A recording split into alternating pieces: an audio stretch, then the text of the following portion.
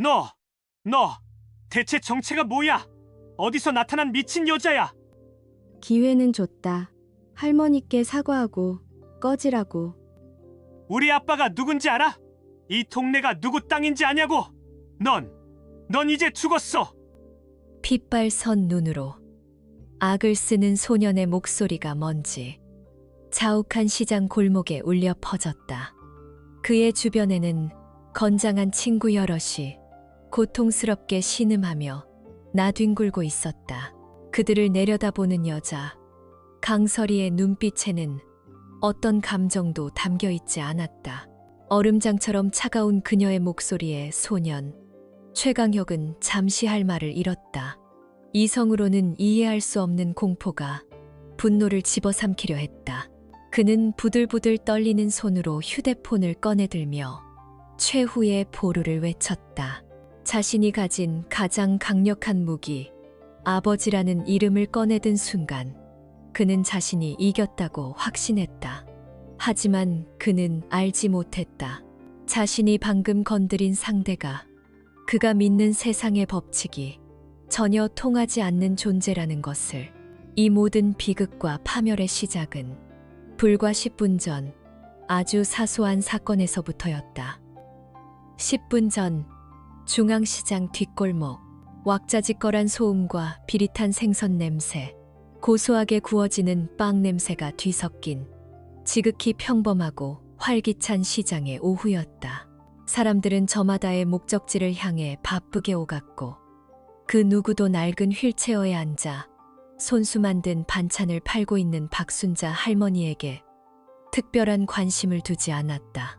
그 평화를 깨뜨린 것은 오만함으로 무장한 어린 짐승들이었다. A씨, 재수없게. 최강혁과 그 무리들은 마치 유이처럼 할머니의 휠체어를 발로 툭 찼다.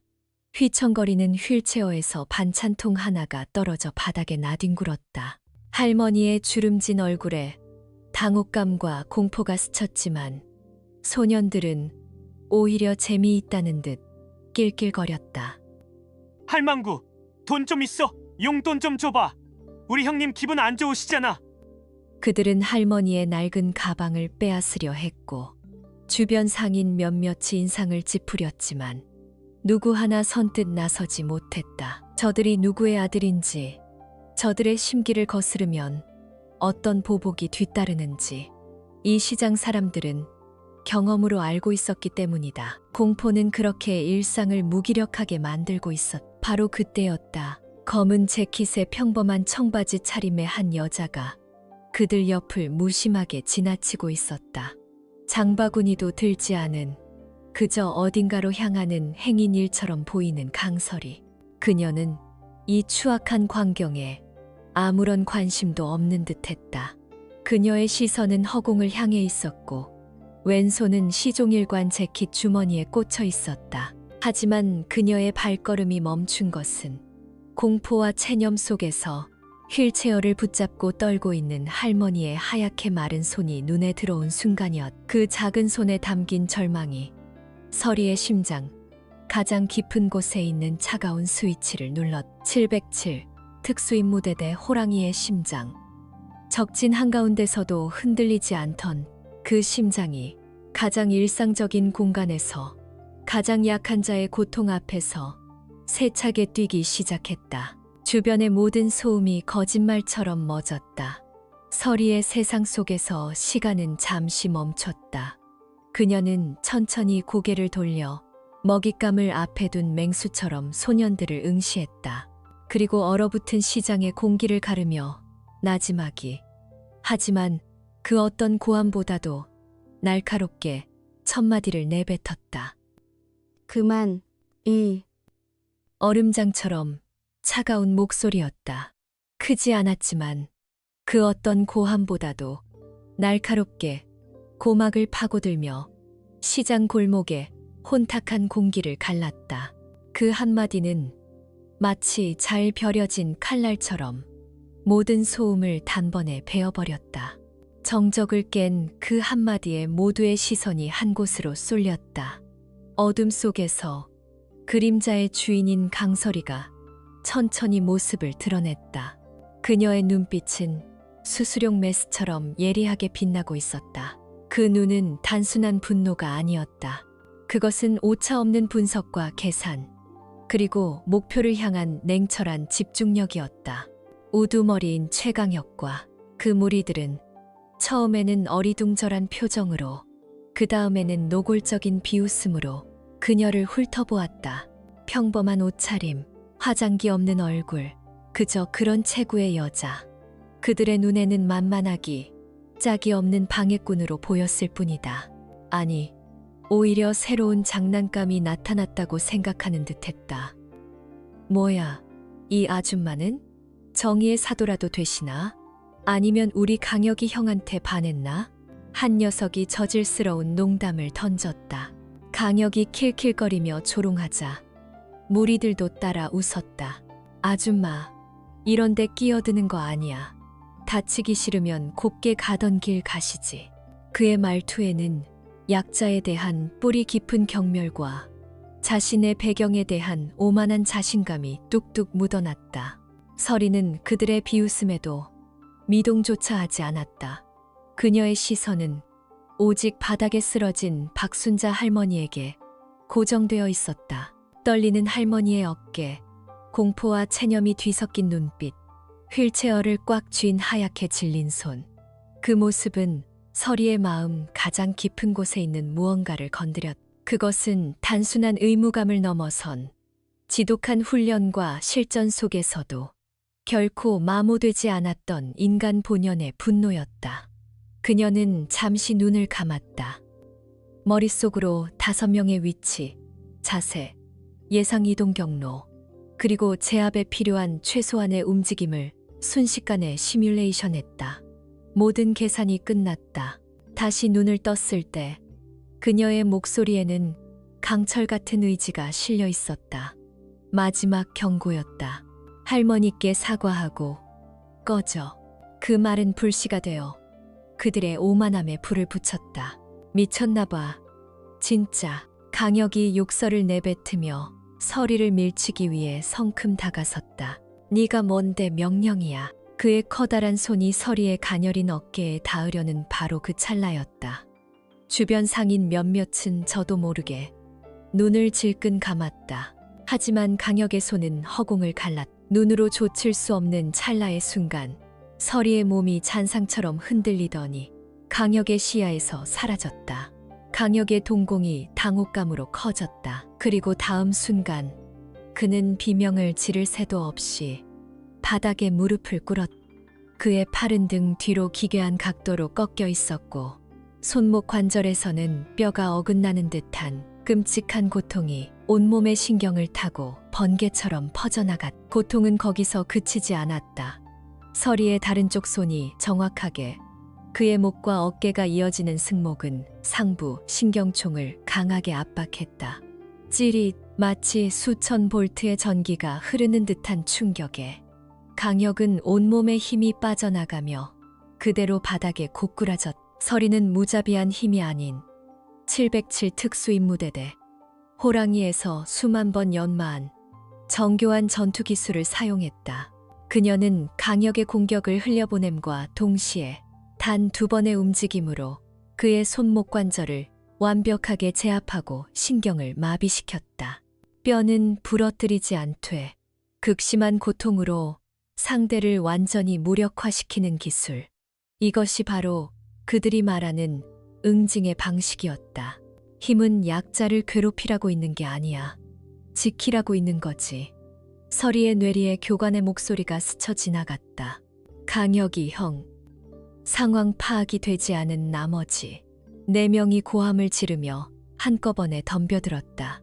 하지만 그들의 움직임은 잘 훈련된 포식자의 눈에 너무나도 어설픈 몸짓에 불과했다. 예측 가능한 공격, 불필요한 동작, 공포에 잠식된 분노. 서리는 강혁의 손목을 놓지 않은 채 마치 춤을 추듯 상체만 살짝 비틀어 가장 먼저 정면에서 달려든 녀석의 주먹을 피했다. 그리고 그가 균형을 잃고 앞으로 쏠리는 순간 발목 안쪽을 가볍게 걷어찼다.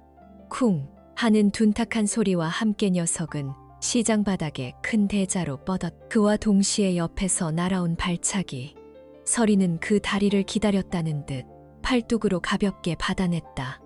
그리고는 공격해온 다리를 축 삼아 몸을 회전시켰. 그 결과 발차기를 한 녀석은 반대편에서 달려오던 다른 녀석과 그대로 정면으로 충돌했다. 우당탕, 마치 볼링핀 두 개가 한 번에 쓰러지는 듯한 우스꽝스러운 소리가 울려 퍼졌다. 이제 남은 것은 단 한 명. 마지막 녀석은 눈앞에서 벌어진 비현실적인 광경에 겁에 질려 다리가 굳어버렸다. 도망가야 한다는 생각과 친구를 구해야 한다는 어설픈 의리가 머릿속에서 충돌했다. 그가 주춤거리는 찰나의 망설임은 서리에게 충분한 시간이었다. 서리가 강역을 바닥에 완전히 내팽개치고 한 걸음에 거리를 좁혔다. 그녀의 손가락이 뱀처럼 날아가 녀석의 목 측면, 미주신경이 지나는 부위를 가볍게 찔렀다. 녀석은 숨이 막히는 소리를 내며 그대로 주저앉았다.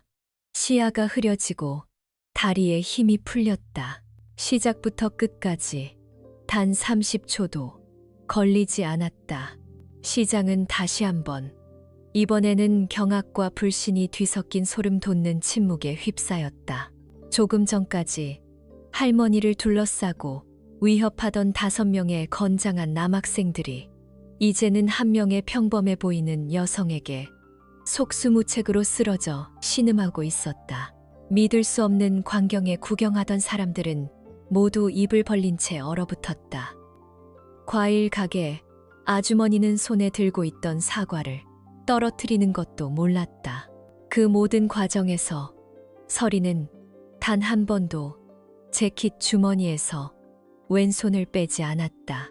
마치 그 안에 세상에서 가장 소중한 무언가, 어쩌면 그녀 자신보다 더 중요한 신념 같은 것을 굳게 쥐고 있는 것처럼 낮고 부드러운 천의 감촉이 느껴지는 듯했다. 그 기묘한 모습은 그녀의 압도적인 실력과 맞물려 비현실적인 공포감을 자아냈다. 그녀는 단순한 싸움꾼이 아니었다. 그녀는 포식자였다. 서리는 바닥에 납작 엎드려 고통과 굴욕감에 몸부림치는 최강역에게 천천히 다가갔다. 또각. 그녀의 발소리가 조용한 시장, 골목의 죽음의 선고처럼 울렸. 그녀의 그림자가 그의 얼굴을 뒤덮었다. 최강역이 공포에 질린 눈으로 그녀를 올려다보았다. 오만함으로 가득했던 눈동자에는 이제 짐승 같은 원초적인 두려움만이 남아있었다. 서리는 여전히 얼음장 같은 목소리로 한 글자 한 글자 힘을 주어 나지막이 내뱉었. 기회는 줬. 그것은 선고와도 같았다. 굴욕감과 고통의 이성이 마비된 최강역이 부들부들 떨리는 손으로 품속에서 휴대폰을 꺼내들었. 그의 눈에는 맹렬한 증오와 복수심이 타오르고 있었다. 육체적 힘이 통하지 않는 상대를 만났을 때 그가 기댈 수 있는 것은 오직 하나뿐이었. 바로 아버지의 절대적인 권력. 너 이제 끝났어. 우리 아빠가 누군지 알아? 넌 죽었어. 그는 비명처럼 소리치며 익숙한 번호를 눌렀다. 그가 유일하게 믿는 세상 모든 것을 돈과 권력으로 해결해 줄 수 있는 단 한 사람에게 전화를 거는 것이었. 이제 곧 이 여자가 자신의 발밑에서 무릎 꿇고 비는 모습을 보게 될 것이라 확신하면서. 하지만 그는 알지 못했다. 자신이 방금 건드린 상대가 돈과 권력이라는 무기가 전혀 통하지 않는, 아니 오히려 그것들을 가장 경멸하는 종류의 인간이라는 것을. 그리고 이 전화 한 통이 자신이 그토록 믿었던 아버지의 제국을 무너뜨리는 첫 번째 도미노가 될 것이라는 사실을. 최강역의 신음소리는 울리는 휴대폰 벨소리에 묻혔다. 그가 유일하게 믿는 구원자, 이 세상 모든 것을 돈과 권력으로 해결해 줄 수 있다고 믿는 단 한 사람에게 거는 전화였다. 전화기 너머로 들려오는 짧은 대화가 끝나자 최강역은 고통 속에서도 승자의 미소를 지었다. 그는 꺾인 팔을 부여잡고 비틀거리며 일어서서는 바닥에 더러운 침을 뱉으며 강설이를 향해 악을 썼다. 넌 이제 끝났어. 10분 안에 우리 아버지가 오실 거다. 그때 네가 무릎 꿇고 비는 꼴을 똑똑히 지켜봐 주지. 그의 호언장담에 시장 골목의 공기는 다시 한번 무겁게 가라앉았다. 구경하던 사람들의 얼굴에는 방금 전에 통쾌함 대신 익숙한 불안감이 짙게 서렸다. 황민준 회장. 그 이름은 이 동네에서 하나의 법과도 같았다. 그의 건설사는 이 지역 상권의 절반 이상을 소유하고 있었고, 그의 심기를 거스른 상인들이 어떤 식으로 가게를 접어야 했는지, 야반도주하듯 사라져야 했는지 모두가 똑똑히 기억하고 있었다. 몇몇 상인들은 저도 모르게 슬금슬금 가게의 셔터를 내릴 준비를 했다. 불똥이 어디로 튈지 모르는 일이었다. 저 젊은 여자가 아무리 대단한 싸움 실력을 가졌다고 해도 돈과 권력이라는 거대한 벽 앞에서 결국 무너질 것이라고 모두가 비관적으로 생각했다.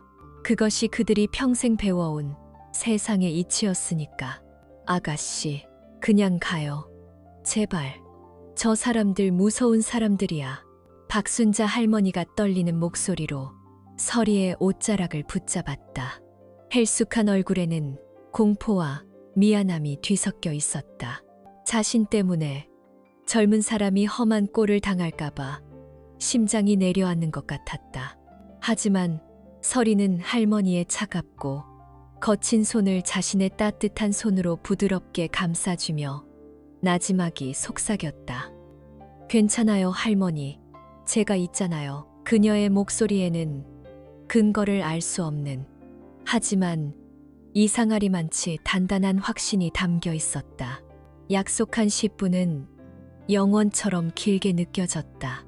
그리고 마침내 시장 골목 입구에 검은색 고급 세단 2대가 아스팔트를 찢을 듯한 마찰음을 내며 급정거했다. 사람들을 위협하듯 눌리는 경적 소리와 함께 차문이 열리고 수백만 원짜리 명품 양복을 흠잡을 데 없이 차려입은 중년 남성이 내렸다.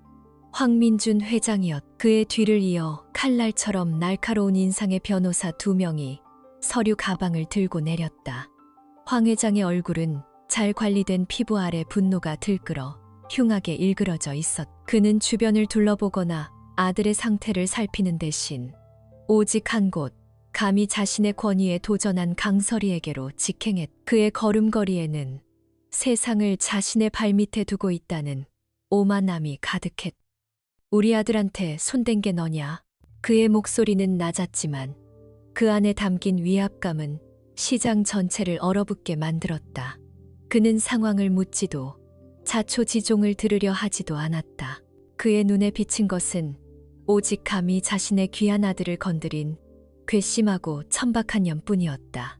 아버지, 저 여자예요. 저 여자가 다짜고짜 저를 때렸어요. 최강혁이 기다렸다는 듯이 울부짖으며 달려가 아버지의 바짓가랑이를 붙잡았다. 방금 전까지의 오만함은 온데간데 없는 완벽한 피해자 연기였다. 황민준 회장은 아들의 어깨를 형식적으로 두드리며 안심시킨 뒤 서리의 머리부터 발끝까지를 경멸적인 시선으로 훑었다. 어디서 굴러먹던 뼈다귀인지는 모르겠다만 내 인생 오늘 끝장난 줄 알아라. 그는 마치 서리가 인간이 아닌 벌레라도 되는 듯 말하며 주머니에서 휴대폰을 꺼내보란 듯이 스피커폰으로 어딘가에 전화를 걸었다. 김 서장, 나야. 지금 중앙시장으로 순찰차 좀 보내. 웬 미친 여자가 우리 아들을 포함해서 학생 5명을 집단 폭행했어. 그래, 맞아. 아주 작사를 내놨어. 미성년자 특수 폭행으로 당장 현행범 체포해. 내가 누군지 알지? 이따 저녁에 따로 연락할게. 황민준 회장은 서리가 자신의 통화 내용을 똑똑히 듣고 겁에 질리기를 기대했다. 경찰서장과 스스럼 없이 통화하는 자신의 권력을 과시하는 순간이었다. 전화를 끄는 그는 의기양양한 표정으로 서리를 내려다보았다. 들었지? 이제 곧 경찰이 와서 널 짐승처럼 끌고 갈 거다. 하지만 내가 마지막으로 자비를 베풀지. 지금 당장 내 아들 앞에 무릎 꿇고 사죄해라. 그리고 치료비랑 정신적 피해 보상금으로 1억 깔끔하게 내놓으면 없던 일로 해줄 수도 있고. 하지만 서리는 미동도 없었다. 그녀는 황민준 회장의 저급한 연극이 모두 끝날 때까지 조용히 기다렸다. 그의 오만한 눈빛, 변호사들의 계산적인 표정, 아들의 비열한 미소, 그리고 공포에 질린 사람들의 시선까지. 모든 것을 자신의 눈에 그리고 마음에 담았다. 이것이 바로 자신이 지키고자 했던 사람들이 마주하고 있는 현실이었다. 모두의 시선이 집중된 가운데 서리는 천천히 자신의 휴대폰을 꺼내들었다. 그녀는 아무 말 없이 화면을 황민준 회장에게 내밀었다. 마치 거울을 보여주듯이 화면 속에서는 영상 하나가 재생되고 있었다. 맞은편 생선 가게의 방범 카메라에 찍힌 듯한 고화질 영상이었다. 영상 속에서는 최강혁과 그의 무리가 박순자 할머니의 휠체어를 발로 차고 반찬 봉지를 빼앗고 할머니의 가방을 강제로 열려고 하는 장면이 소리까지 생생하게 담겨 있었다.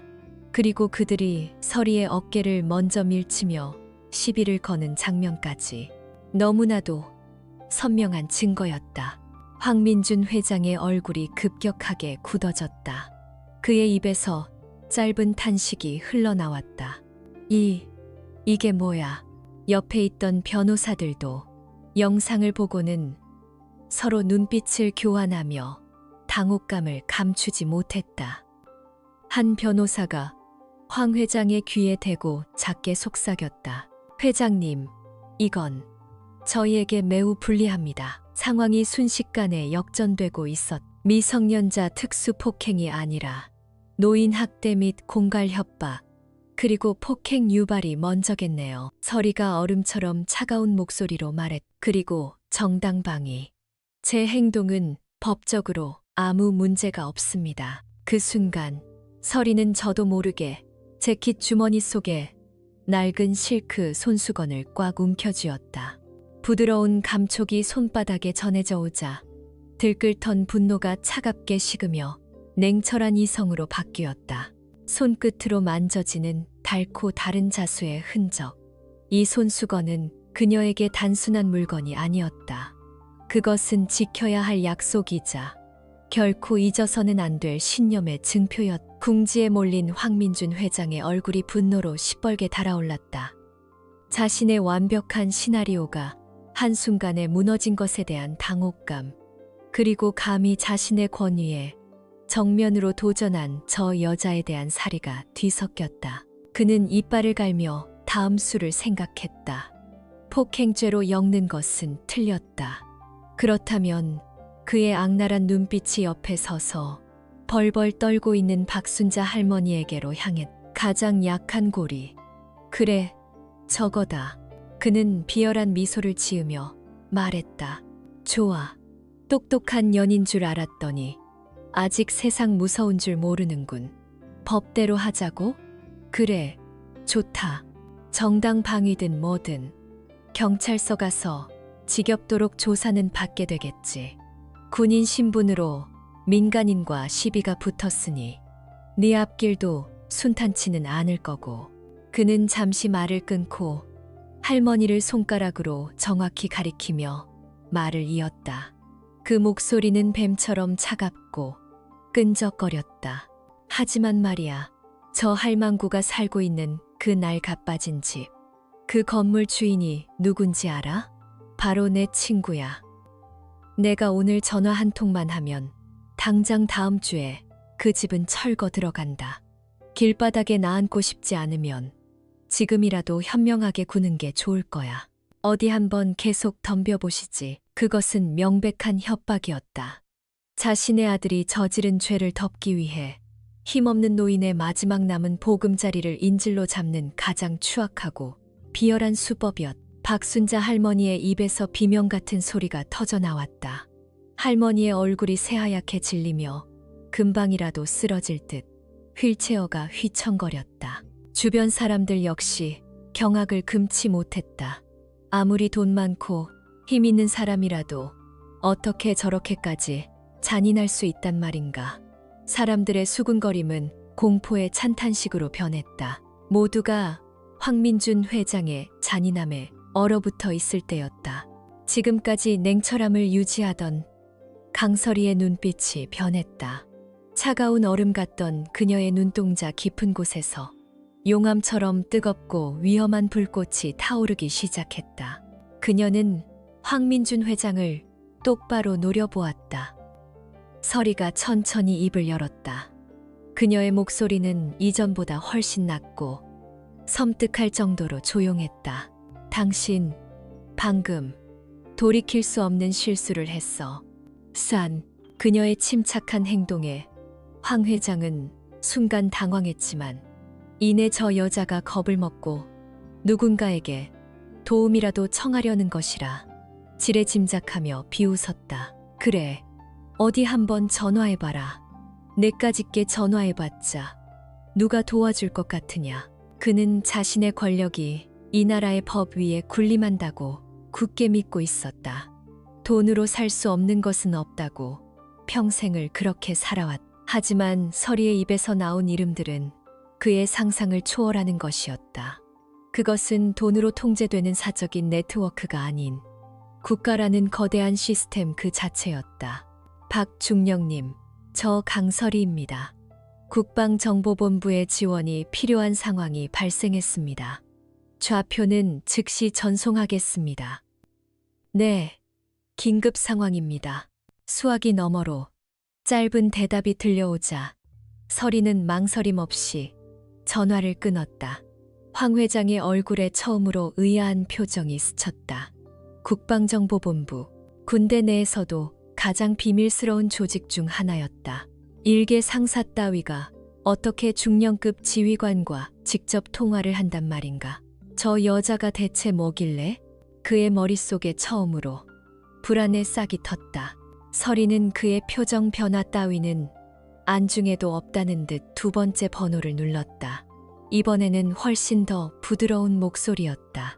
김 팀장님, 저 강설이입니다. 잘 지내시죠? 다름이 아니라 황민그룹 세무 자료 긴급 확인 부탁드립니다. 비정상적인 자금 흐름이 의심됩니다. 특히 5년 전 푸른 만 프로젝트 관련 거래 내역을 집중적으로 봐주십시오. 푸른 만 프로젝트. 그 단어가 나오는 순간 황민준 회장의 얼굴에서 핏기가 사라졌다. 그의 동공이 지진이라도 난 듯 격렬하게 흔들렸다. 심장이 발밑으로 곤두박질 치는 느낌. 식은땀이 등줄기를 타고 흘러내렸다. 오만함과 분노로 가득했던 얼굴은 순식간에 새하얗게 질리며 원초적인 공포에 휩싸였다. 옆에 있던 변호사들 역시 푸른만이라는 단어를 듣자 사색이 되어 서로를 쳐다보았다. 그것은 황민준 회장의 제국을 세운 더러운 주춧돌이자 그의 모든 성공 신화 뒤에 숨겨진 추악한 비밀이었다. 그의 혼란을 비웃기라도 하듯 설이는 마지막 세 번째 전화를 걸었다. 이번 통화는 이전보다 훨씬 더 건조하고 위압적이었다. 그녀의 목소리 톤은 개인적인 관계가 아닌 시스템의 일부로서 명령을 하다라는 듯했다. 송 감찰관님, 707 특임대대 강설이 상사입니다. 지금 즉시 X구 경찰서 김진철 서장에 대한 직권남용 및 범죄, 은닉 혐의로 내사 착수를 정식으로 요청합니다. 관련 증거는 확보되어 있습니다.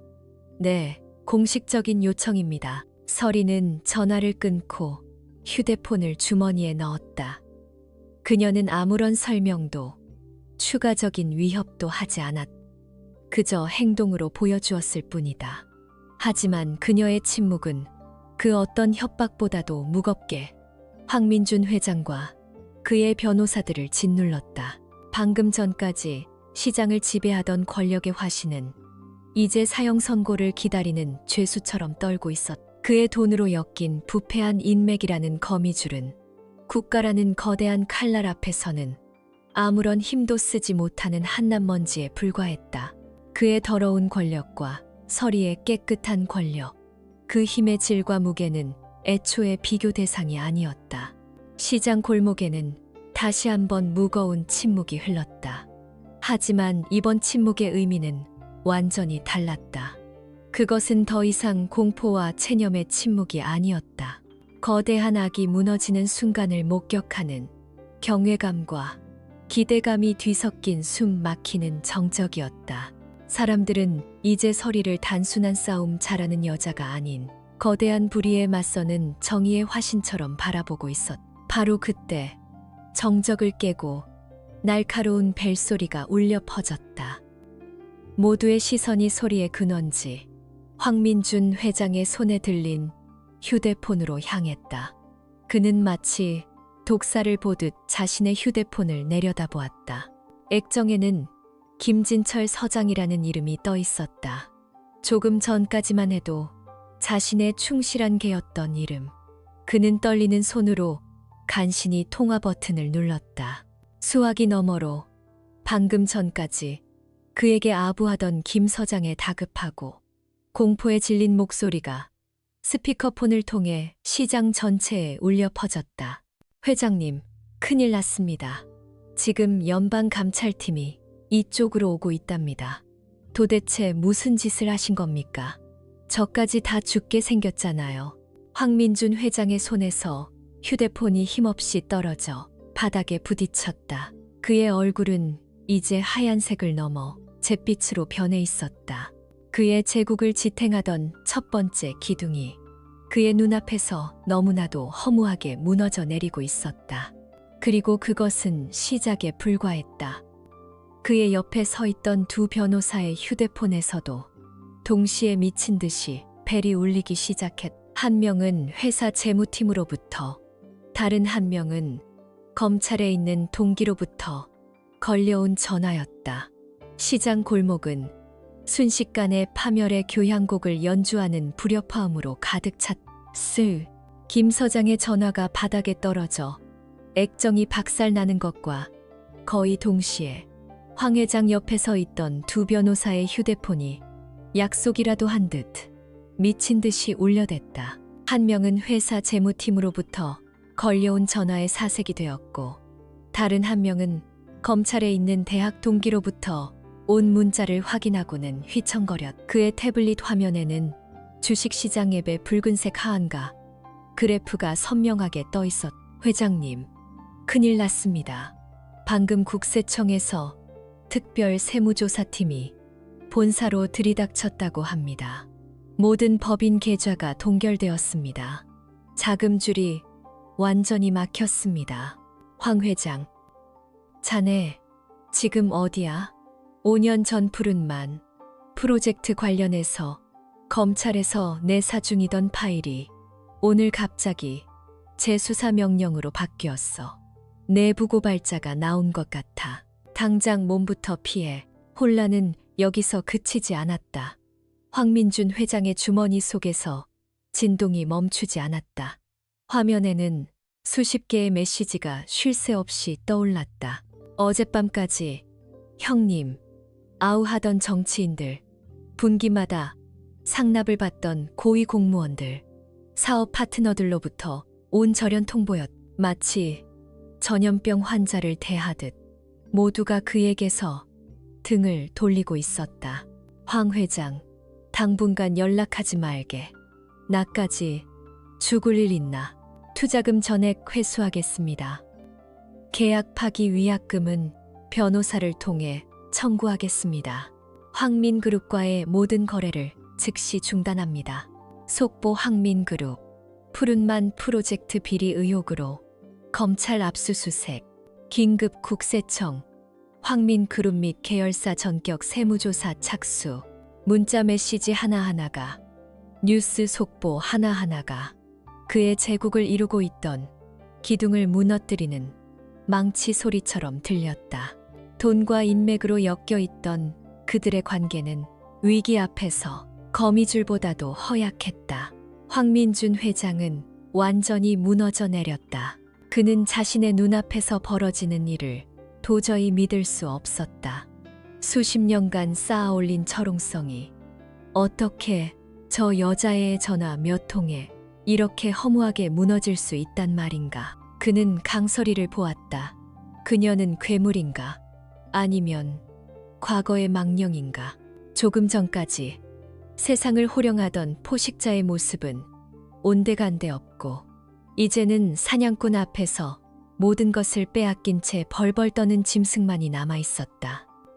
그는 비틀거리며 강설이에게 다가갔다. 그의 눈에는 더 이상 분노나 경멸이 아닌 오직 애원과 공포만이 가득했다. 제가 잘못했습니다. 제발 멈춰주시오. 당신, 돈이 필요한 거요? 얼마를 원하시오? 10억? 50억? 아니 100억. 내가 가진 모든 걸 주겠소. 평생 여왕처럼 살게 해주겠소. 제발. 그는 자신의 마지막 무기, 평생 모든 것을 가능하게 해주었던 돈을 꺼내 들었다. 그것만이 자신이 아는 유일한 해결책이었다. 하지만 그가 마주한 상대는 돈이 통하지 않는 종류의 인간이었다. 강설이는 그를 벌레 보듯 쳐다보았다. 그녀의 눈빛에는 경멸조차 담겨 있지 않았다. 그저 무가치한 존재를 향한 차가운 무관심뿐이었다. 그녀는 천천히 재킷 주머니에서 낡은 실크 손수건을 꺼내 들었다. 곱게 접힌 손수건에는 세월의 흔적으로 빛바랜 들국화 자수가 놓여 있었다. 돈, 서리가 나지막이 읊조렸다. 그녀는 손수건을 소중하게 펼치며 황민준 회장을 똑바로 바라보았다. 그녀의 목소리에는 이제 억눌러왔던 개인적인 분노와 슬픔이 실려 있었다. 당신이 방금 밀어버리겠다고 협박한 그 집이 어떤 곳인지 알아? 황민준 회장은 대답할 수 없었다. 그저 공포에 질린 눈으로 그녀를 바라볼 뿐이었다. 그 집은 2년 전 적진 한가운데서 나를 구하고 대신 총알을 맞았던 내 전우, 내 동생 같던 녀석의 아내와 늙은 어머니가 사는 집이야. 김민수 중사. 그 녀석은 늘 입버릇처럼 자기 어머니가 끓여주는 김치찌개가 세상에서 제일 맛있다고 했어. 복귀하면 꼭 자기 집에 데려가서 그 김치찌개를 맛보게 해주겠다고. 그 녀석은 내가 그 김치찌개를 먹을 수 있도록 자기 목숨을 던진 거야. 서리의 목소리는 떨리지 않았지만 듣는 이의 심장을 후벼 파는 듯한 깊은 슬픔이 담겨 있었다. 이 손수건, 그 녀석이 첫 월급을 타서 어머니께 선물했다던 바로 그 손수건이고 충격적인 고백이었다. 시장 골목은 다시 한번 숨막히는 정적에 휩싸였다. 이것은 더 이상 우연한 시비가 아니었다. 그것은 죽은 전우의 가족을 지키려는 한 군인의 처절한 사투였다. 옆에서 이 모든 것을 듣고 있던 박순자. 할머니의 눈에서 뜨거운 눈물이 흘러내렸다. 할머니는 그제야 모든 것을 깨달았다. 왜 저 젊은 여군이 자신의 일처럼 분노하고 목숨을 걸고 자신을 지키려 했는지를. 할머니는 떨리는 손으로 서리의 팔을 붙잡았다. 아가씨, 혹시 우리 아들, 우리 민수 아니? 서리는 할머니를 향해 고개를 돌리며 희미하게 미소 지었다. 그 미소에는 슬픔과 그리움, 그리고 미안함이 뒤섞여 있었다. 그 한 번의 미소로 모든 대답이 설명되었다. 황민준 회장은 그제야 자신이 얼마나 끔찍한 괴물을 건드렸는지, 얼마나 신성한 약속을 짓밟으려 했는지 깨달았다. 그는 본능적으로 무릎을 꿇으려 했다. 죄송합니다. 제가 정말 몰랐습니다. 죽을 죄를 지었습니다. 제발 제 전우의 이름에 걸고. 하지만 서리는 그의 위선적인 사과를 가로막았다. 그 더러운 입에 그의 이름을 담지 마.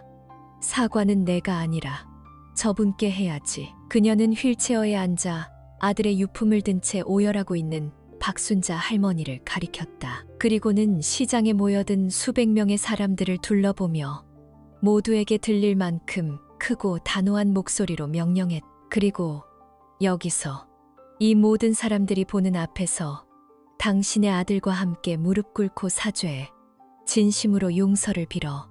당신들이 얼마나 추악한 방법으로 약자를 짓밟아 왔는지 당신들 스스로 증명해 보여. 당신들의 권력이 얼마나 허무한 것인지 모두에게 보여주란 말이야. 황민준 회장은 고개를 들 수 없었다.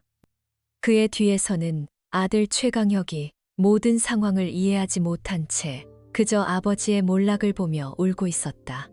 수십 년간 이 지역의 왕으로 군림했던 남자. 그의 돈과 권력 앞에 고개 숙이지 않는 자가 없었던 남자. 이제 그 남자가 자신이 가장 경멸했던 약자들 앞에서, 자신이 벌레만도 못하게 여겼던 늙은 할머니 앞에서, 자신의 모든 것을 무너뜨린 한 명의 작은 여군 앞에서 자신의 운명을 결정할 마지막 선택의 기로에 서 있었. 시장 골목의 모든 사람들이 숨을 죽인 채 그를 지켜보고 있었다. 그의 무릎이 과연 아스팔트 바닥에 닿을 것인가? 그의 무릎이 꿇리는 순간 그것은 단순히 한 개인의 굴복이 아니었. 그것은 돈과 폭력으로 세워진 거짓된 제국이 무너지고 평범한 사람들의 상식과 정의가 승리하는 역사의 시작이 될 터였. 우.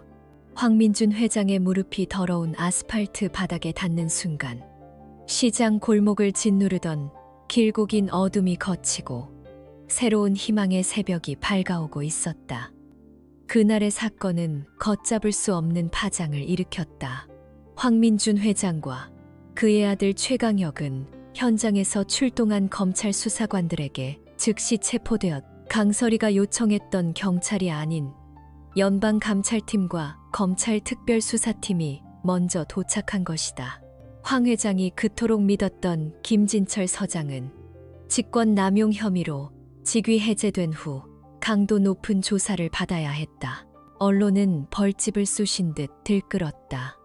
황민그룹에 대한 압수수색은 연일 헤드라인을 장식했고 그 과정에서 푸른만 프로젝트라는 거대한 부패의 실체가 드러났다. 정관계 인사들에게 흘러들어간 수백억 원의 불법 정치 자금, 유령 회사를 통한 천문학적인 규모의 탈세, 그리고 그 프로젝트를 위해 강제 철거당하고 헐값에 땅을 빼앗겼던 수많은 피해자의 눈물. 황민준 회장이 쌓아올린 제국은 모래성이었고 진실이라는 파도 앞에 힘없이 무너져 내렸다.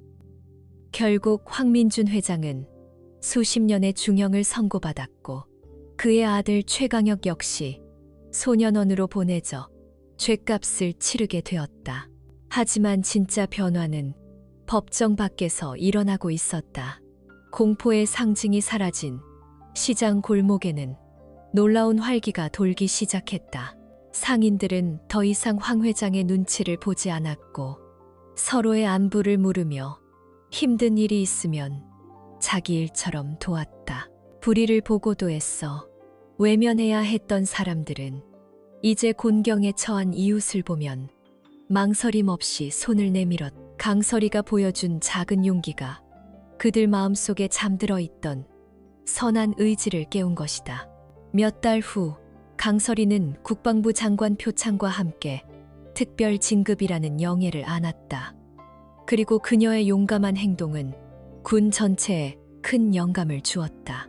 군인이 전투 현장뿐만 아니라 국민의 삶 속에서도 정의를 실현해야 한다는 새로운 인식이 싹튼 것이다. 그 결과 군 역사상 최초로 시민보호특별임무팀이 창설되었고 그 초대 팀장으로 강설이가 임명되었. 그녀의 사례는 전국 각 부대에 전파되었고 휴가 중인 군인들이 시민을 돕는 사례가 눈에 띄게 늘어났. 계절이 두어 번 바뀌고 따스한 봄볕이 시장 골목을 비추던 어느 날, 이제는 강 팀장이라는 직책이 더 익숙해진 설이가 오랜만에 휴가를 내어 박순자 할머니를 찾아왔다. 시장의 풍경은 몰라보게 달라져 있었. 사람들의 얼굴에는 웃음꽃이 피었고 젊은이들은 어르신들의 짐을 들어주며 정겹게 인사를 나눴. 어머니, 서리가 할머니의 집문을 열고 들어서자 놀라운 광경이 펼쳐졌다. 휠체어에만 의지하던 할머니가 지팡이를 짚은 채 서툰 걸음으로 그녀를 마중 나와 있었던 것이다. 지난 몇 달간 꾸준히 재활 치료를 받은 결과였다. 아가, 아니, 우리 서리 왔구나. 할머니는 눈물을 글썽이며 서리를 힘껏 껴안았다. 서리의 눈시울도 붉어졌다. 할머니의 등에서는 따뜻한 햇볕 냄새와 함께 강인한 생명의 향기가 났다. 두 사람은 마주 앉아 그동안 못다한 이야기를 나누었다. 할머니는 서리가 올 것을 알고 아들 민수가 가장 좋아했던 김치찌개를 끓여놓았다. 서리는 세상에서 가장 맛있는 그 김치찌개를 먹으며 2년 전 먼저 떠나보낸 전우를 추억했다. 우리 민수도 살아있었다면 너처럼 훌륭한 군인이 되었을 텐데. 할머니는 장롱 깊숙한 곳에서 낡은 앨범을 꺼내왔다. 앨범 속에는 앳된 얼굴의 김민수 중사가 환하게 웃고 있었다. 그리고 그 옆에는 훈련소 동기들과 어깨동무를 한 앳된 모습의 강설이가 있었다. 이 손수건 말이다. 할머니가 서리의 주머니에 꽂힌 들국화 손수건을 가리키며 말했다. 원래는 민수 아버지가 나한테 선물해 준 거란다. 그걸 우리 아들이 자기가 지켜주고 싶은 사람이 생기면 주라고. 나한테 맡겼던 게야. 할머니는 떨리는 손으로 서리의 손을 잡았다. 이제 이 손수건의 진짜 주인은 너인 것 같구나. 우리 민수의 못다 한 약속 네가 대신 지켜주렴. 더 많은 사람들을 지키는 훌륭한 군인이 되어다오. 할머니는 자신의 손으로 직접 서리의 손에 손수건을 쥐어주었다. 그것은 단순한 유품이 아니었다. 그것은 아들의 고귀한 희생과 어머니의 간절한 소망, 그리고 한 군인의 새로운 사명이 담긴 숭고한 유산의 계승이었다. 바로 그때 서리의 휴대폰이 짧게 울렸다. 새로운 임무를 알리는 긴급 메시지였다. 강 팀장, 즉시 복귀 바람. 푸른만 프로젝트 관련 미처리된 해외 비자금 흐름 포착. 배후에 더 큰 세력이 있는 것으로 추정됨. 푸른만 프로젝트는 아직 끝나지 않았다. 서리는 메시지를 확인하고 잠시 눈을 감았다. 그녀의 어깨는 더 무거워졌지만 마음은 오히려 더 단단해졌다. 그녀에게는 이제 지켜야 할 것이 더 많아졌기 때문이다. 작은 시장 골목에서 시작된 한 사람의 용기는 거대한 부패의 제국을 무너뜨렸고 절망에 빠진 공동체의 희망의 씨앗을 심었습니다. 그리고 그 씨앗은 이제 더 넓은 세상을 향해 뻗어나갈 준비를 하고 있습니다. 진정한 영웅은 엄청난 힘을 가진 특별한 사람이 아닐지도 모릅니다. 어쩌면 그들은 불의를 보고 참지 못하는 용기, 약한 사람의 손을 잡아주는 따뜻한 마음을 가진 우리 주변의 평범한 사람들일 것입니다. 오늘 이야기가 여러분의 마음속에 잠들어 있던 작은 용기를 깨웠기를 바랍니다. 우리 모두가 각자의 자리에서 작은 강설이가 되고 따뜻한 박순자 할머니가 되어 서로를 보듬고 지켜준다면 우리가 사는 이 세상은 분명 더 나은 곳이 될 것이라 믿습니다. 긴 이야기 끝까지 함께 해주신 모든 분들께 진심으로 감사드립니다. 여러분의 일상에 늘 평안과 행복이 가득하시기를 기원하며 오늘의 이야기가 마음에 드셨다면 구독과 좋아요 그리고 따뜻한 응원의 댓글을 남겨주세요. 여러분의 작은 관심이 더 많은 용기를 만들어갑니다.